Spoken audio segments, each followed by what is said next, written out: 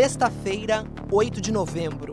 No maior e mais movimentado aeroporto do país, em Guarulhos, Grande São Paulo, à luz do dia, 29 tiros.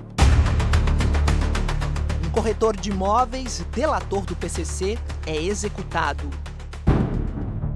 O Fantástico começa agora com a investigação deste ataque brutal que atingiu outras 3 pessoas. Entre elas, o motorista de aplicativo Celso Araújo Sampaio, de 41 anos. Foi ele mesmo quem deu a notícia, dentro da ambulância. Tomei um tiro, Thalita! A amiga Thalita avisou a esposa de Celso, Simone, que correu para o hospital. Ele estava no Terminal 2 do aeroporto de Guarulhos. Ele entrou dentro. A porta de vidro fechou. Foi bem na hora que começou esse tiroteio lá. Um amigo dele se abaixou, conseguiu se esconder e ele lá dentro de costas, sem nem saber o que estava acontecendo, levou tiro. Celso perdeu um rim e parte do fígado. Como eu vou criar os meus filhos sozinha sem ele? Como eu vou sustentar os meus filhos sem ele? Simone falou com o Fantástico no sábado à noite, 1 hora antes de perder o marido. Ele deixou 3 filhos, o mais novo, de 3 anos. Os tiros acertaram de raspão outras 2 pessoas, mas o alvo era o corretor de imóveis Antônio Vinícius Lopes Gritzbach. Quem queria matá-lo?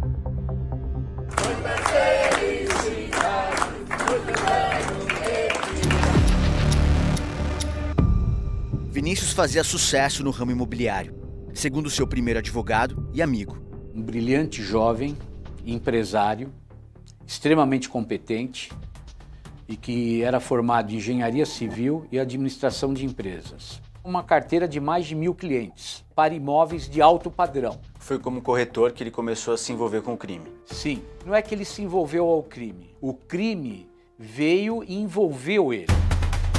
Vinícius fazia negócios imobiliários com algumas pessoas ligadas ao PCC. Uma delas, Anselmo Bechelli Santa Fausta, conhecido como Cara Preta, que foi assassinado em dezembro de 2021. Uma denúncia anônima apontou Vinícius como mandante. No início de 2022, ele foi preso. No vídeo da audiência com o juiz, ao qual o Fantástico teve acesso, Antônio negou a autoria do crime e disse que tinha encontrado Anselmo um dia antes.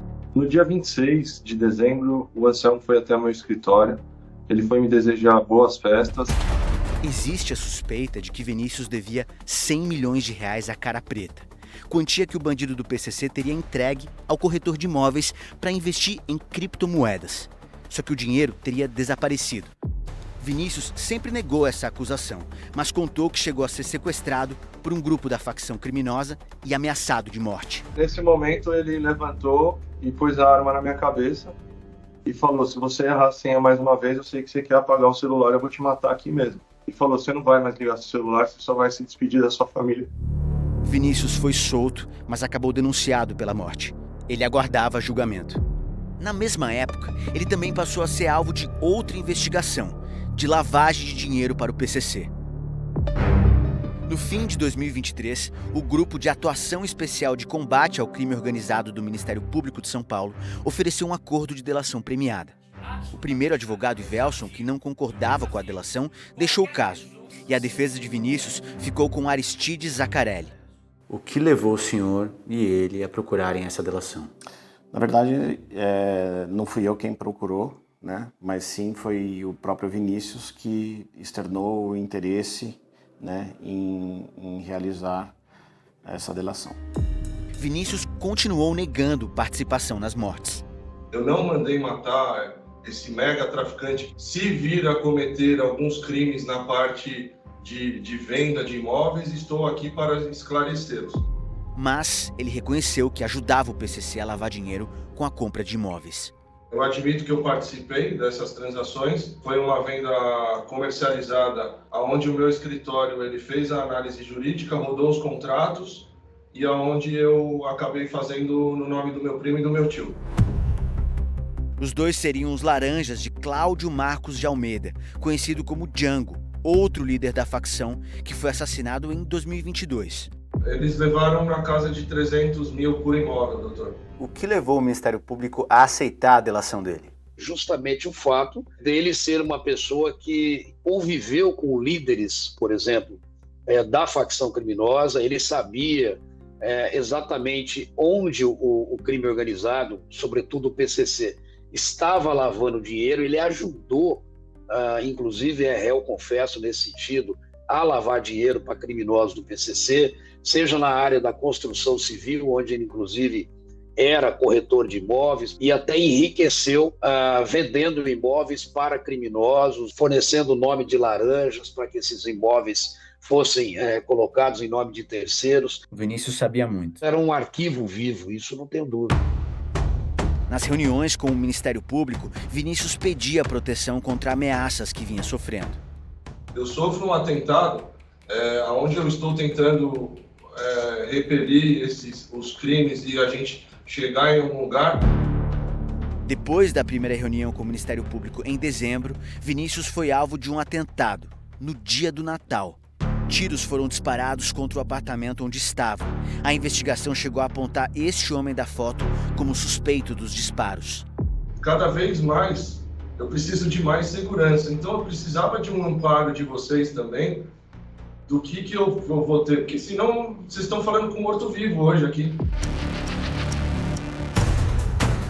O Ministério Público ofereceu a Vinícius o apoio do Programa de Proteção a Vítimas e Testemunhas Ameaçadas, o PROVITA, que é federal, mas ele recusou. Não se enquadra no meu estilo, doutor, o PROVITA. E ele se recusou por várias vezes a ingressar no programa. O que ele queria era uma espécie de escolta policial, não há nenhuma previsão legal para isso. Foi uma opção dele, ele tinha a segurança particular dele. Vinícius não delatou só integrantes do PCC, ele denunciou também policiais. Segundo a delação do Vinícius, teria envolvimento de policiais, sim, envolvidos inclusive com o PCC e com o crime organizado. 8 dias antes do ataque no aeroporto, Vinícius tinha feito uma denúncia à Corregedoria da Polícia Civil. Ele disse que na primeira vez em que foi preso, policiais roubaram de sua casa uma bolsa com 20 mil reais. E afirmou que levaram também uma caixa com uma coleção de relógios luxuosos, que foi devolvida, mas com 5 relógios a menos. Vinícius reconheceu um desses relógios, o mais caro deles, em várias fotos das redes sociais de um policial. Segundo Vinícius, as imagens foram apagadas depois do depoimento. Entendo que integrantes do GAECO, do Ministério Público, estavam no momento em que ele disse que ele foi, roubado por policiais. Nós estamos proibidos de revelar o terror, inclusive esse depoimento que ele deu na Corregedoria faz parte do acordo de delação premiada, ok? E isso foi muito recentemente, ainda está em apuração por parte da Corregedoria. Sexta-feira, 4 horas da tarde, Antônio Vinícius Lopes Gritzbach está de camisa branca. 2 homens armados de fuzis saem de um carro preto e começam a atirar. Um empresário é atingido 10 vezes e cai. 13 segundos depois, os assassinos partem. Vinícius voltava de Maceió com a namorada. Seria recebido pelo filho que seguiu para o aeroporto, acompanhado de 4 seguranças, todos policiais militares. O grupo seguia em 2 carros. Eles pararam neste posto de gasolina para aguardar o desembarque do empresário. Essas são imagens das câmeras de segurança do local. Esse carro preto foi o primeiro a encostar. Depois de algum tempo, saíram 4 pessoas, o filho de Vinícius, o sobrinho e 2 seguranças. 8 minutos depois, essa caminhonete branca também chegou. Nela estavam 2 outros seguranças. Eles entraram na loja. Eram 13h16 quando o carro preto com o filho e as outras 3 pessoas saiu do local. Os 2 homens que estavam na caminhonete branca seguiam sentados dentro da loja. Só às 13h32 eles entraram no carro. Mas, 8 minutos depois, um deles saiu e abriu o capô do motor. O veículo preto retornou ao estacionamento. Desceram o filho de Vinícius, o sobrinho de boné preto e um segurança. 13h45, esse carro voltou a sair, mas dessa vez apenas com o segurança que estava na direção, além dos 2 jovens. Os outros 3 homens contratados para tomar conta da família ficaram ao lado do carro enguiçado. 15 minutos depois, Vinícius estava morto. Os seguranças do Vinícius tiveram algum envolvimento com a execução dele? De forma alguma. Estavam apenas trabalhando, fazendo o seu bico. Eles cuidavam do filho do Vinícius como se fosse filho deles. Qual foi o problema que o carro teve? Nós não sabemos ainda, foi feita perícia ontem, mas o carro acreditamos que seja um problema na partida.